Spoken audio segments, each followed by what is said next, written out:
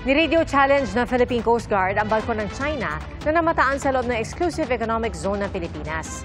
Pero hindi rumisponde ang Chinese Coast Guard vessel. Saksi, si Chino Gaston. More advice to be currently sailing within the Philippines Exclusive Economic Zone. Masungit man ang panahon at naglalakihan ng alon, lumapit at nag-radio challenge ang BRP Cabra ng Philippine Coast Guard sa Chinese Coast Guard Vessel 3105, 75.9 nautical miles mula sa Palawig Point sa Zambales. You do not possess any legal authority to patrol within the Philippines Exclusive Economic Zone.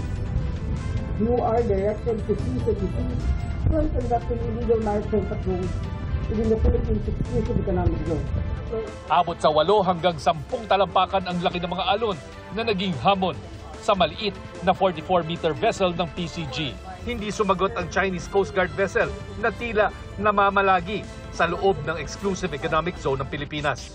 Kung hindi sila sumagot, I don't think that we can hold them accountable for not responding. But definitely, we are challenging their illegal presence dito sa ating exclusive economic zone. No? And that they never inform us of their intention, why they are there. Matapos ang ilang oras, pinuntahan ng BRP Cabra ang isang Filipino fishing vessel na FFB Janjan na nasiraan dahil sa masamang panahon. Matagumpay na nahatak ang bangka pabalik ng home port nito sa Subic, Zambales.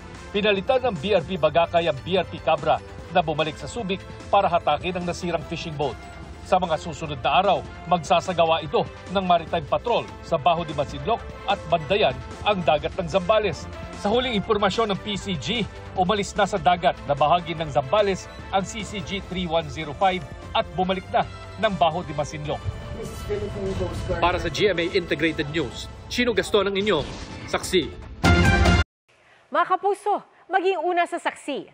Mag-subscribe sa GMA Integrated News sa YouTube para sa iba't ibang balita.